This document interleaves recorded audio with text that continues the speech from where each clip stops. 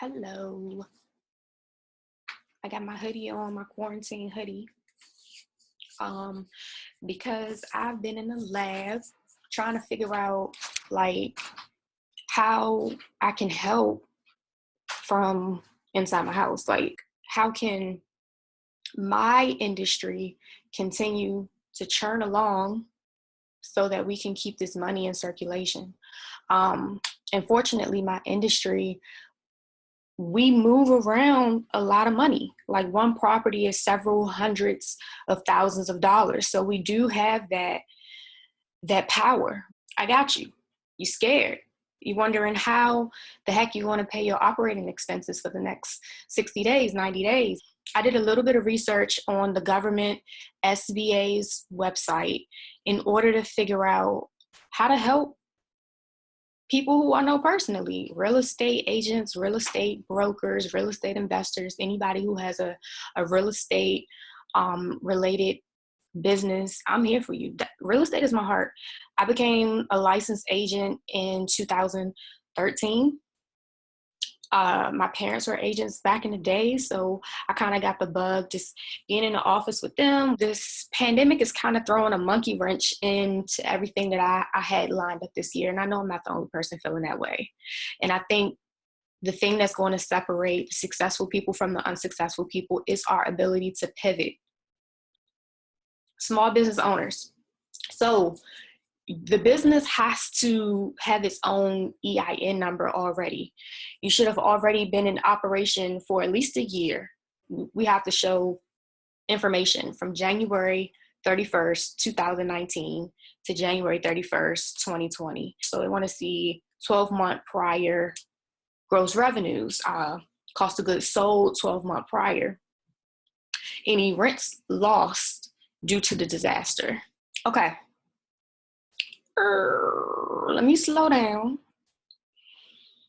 and let me back it up.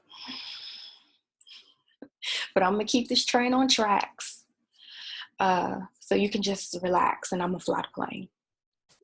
The thing about the SBA loan is it's low interest, but it's not one of those loans that's just open to everybody. You still have to be eligible.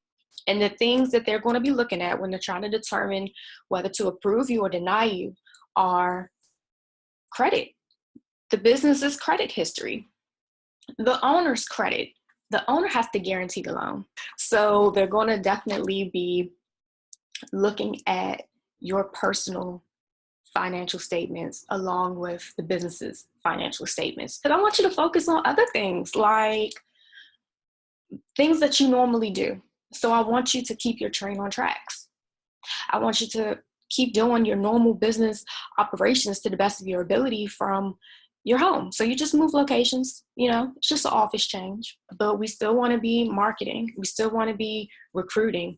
We still want to be doing all the normal day-to-day operations that we would do in the brokerage. We still want to be training our agents. But while you're focusing on those things, I can be helping you gather all the information you need for this SBA loan so that you can get it as soon as possible to help you cover your operating expenses. I got notes because I told you guys I was like deep diving into the information for you. So it's a low interest, long-term loan. I do want you to start on this application as soon as possible because it could take 60 to 90 days for approval. But what you can do in the meantime is while you're waiting on your approval from your funding, you can call your creditors, call your vendors, call your landlord, and perhaps set up some type of forbearance so that they won't penalize you for not being able to pay this month and next month. And when your loan comes through, you can just get back current. You do want to have your tax transcripts, and you do want to have the business's financial statements. So that's your profit and loss statement, it's your balance sheet, and your statement of cash flow. In addition to your credit score, the SBA will also consider a brief history of the business, a brief description of their management team. They're going to verify those tax transcripts that you submitted to make sure that they were the actual ones that were filed.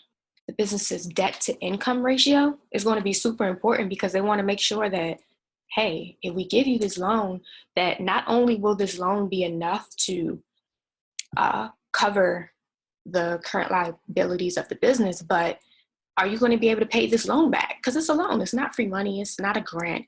It's a loan. They're going to want a list of collateral and its estimated value. They're going to want to see business financials current within the last 6 months. And they're going to want to see your financial statements for the last 3 years. They're going to want your personal financial statements within the last 90 days. For one, the credit score is not the only factor when it comes to this loan approval. And number two, so that you can prepare yourself to apply, because like I said, the approval period is pretty long. I just wanted to show you guys the actual, well, just a part of the business information that they're going to require. And this is just something that you input. They still want to ask you to upload your financial statements. Your gross revenues, your cost of goods sold, lost rents. And I think that is all that will apply to my people. And then, you know, information about your business, address, phone number, email, ownership status, and that type of description of your business type of thing. If you have a more immediate need for cash, and perhaps you have like a cash flow heavy business, there are alternate financing options. I'm not sure of this, but some people have been talking about a PayPal loan, but I do know that you can go to different banks and actually apply for a business loan.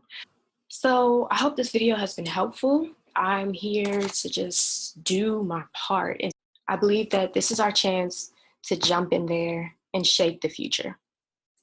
If you need any help or any further explanation about anything I talked about in this video, send me a message. I'm friendly.